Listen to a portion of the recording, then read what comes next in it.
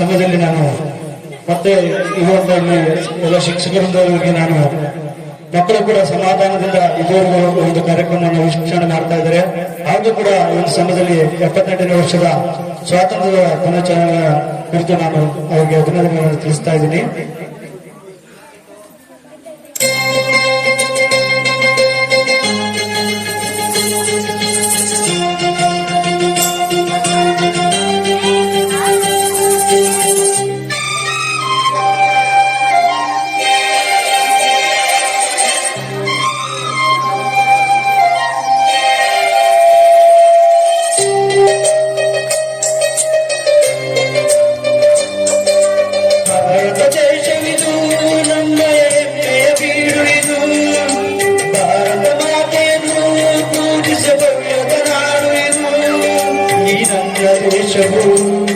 ಪ್ರೀತಿಯ ಪ್ರತಿರೂಪವು ಎರಡಾಗಿ ಬಂದರೆ ತೋರಿದ ನಮಕಾರವು ತಮ್ಮ ಶಿರದಲ್ಲಿ ಸಂಸ್ಕೃತಿಯನ್ನು ಹೊತ್ತುಕೊಂಡು ಬೆಳೆದ ಪುಣ್ಯ ಬಂದ ಭೂಮಿಯು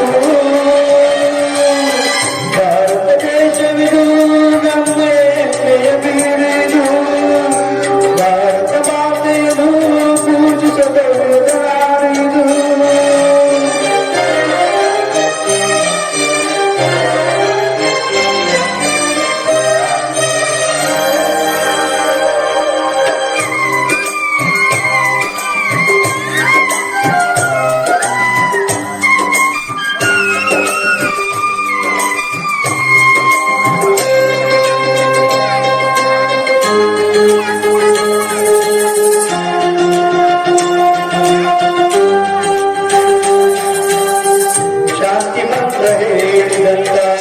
ಪರಮಪೂಜ್ಯರು ಹೋರಾಟ ಮಾಡಿ ಬಡಿದ ಸುಭಾಷ್ ಚಂದ್ರ ಬೋಸ್ರವರು ಯೌವನ ಕಾಲದಲ್ಲಿ ದೇಶಕ್ಕೆ ಪ್ರಾಣವ ನೀಡಿರುವ ಭಗತ್ ಸಿಂಗ್ ಅವರ ತ್ಯಾಗವೆಂದಿಗೂ ಸ್ಮರಿಸಿರುವ ಬಂಧನದಲ್ಲಿ ಸಿಲುಕಿರುವ ಭಾರತ ದೇಶವನ್ನು ಮುಕ್ತಿಯಗೊಳಿಸಲು ನಡೆದಿರುವ ಈ ರಾಜೀವರನ್ನು ನೆನೆಸಿದ್ದರಿಸುವುದರ ಸಮಯವಿದು.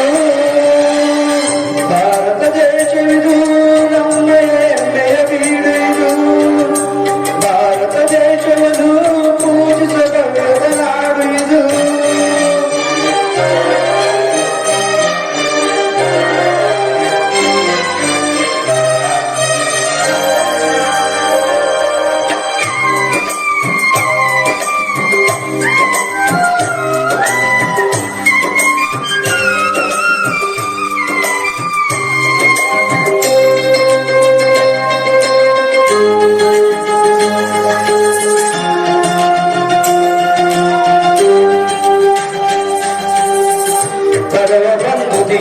ದಲಿತ ಎಲ್ಲರನ್ನು ಒಂದುಗೂಡಿಸಿ ಜಾತಿ ಭೇದ ಭಾವವಿರದ ಐಕ್ಯತೆಯಾಗಿ ಮೂಡಿಸಿ ಶ್ರಾವಣ ಮಾಸದಲ್ಲಿ ಸ್ವಾತಂತ್ರ್ಯದ ಸಂಭ್ರಮವ ಪ್ರತಿಯೊಬ್ಬರ ಬಾಳಿನಲ್ಲಿ ಗುಣಪಡಿಸಿದ ಈ ದಿನವ ಎಲ್ಲರ ಜೊತೆಯಲ್ಲಿ ನಡೆಯುತ್ತಿದೆ ಅದುವೆ ನಮ್ಮ ಬಲವು. ಭಾರತ ದೇಶದ ಬಾವುಟಕ್ಕೆ ಎಂದೆಂದು ಇರಲಿ ಗೆಲುವು. ನಾವೆಲ್ಲ ಒಂದೇ ಎಂದು ಬದುಕಿ ಬಾಳಿ ಭಾರತ ದೇಶವಿದು ನಮ್ಮ ಹೆಮ್ಮೆಯ ಬೀಡಿದು ಭಾರತ ಮಾತೆಯನ್ನು ಪೂಜಿಸಬಹುದ ನಾಡಿದು.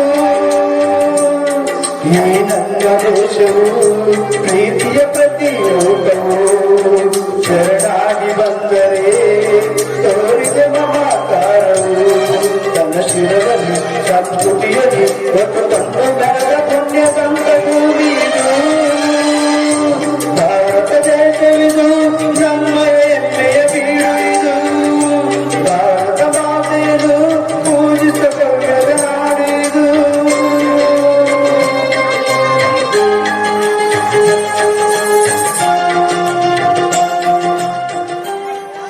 ದಾನ ಮಾಡಲು ಒಂದು ಸುಂದರ ಅವಕಾಶ ಕೊಟ್ಟಂತಹ ಈ ಶಾಲಾ ಸಹ ಶಿಕ್ಷಕರನ್ನು ವಂದಿಸಿದ ನಾನು ಮಾತನಾಡಲು ಮುಗಿಸ್ತೇನೆ.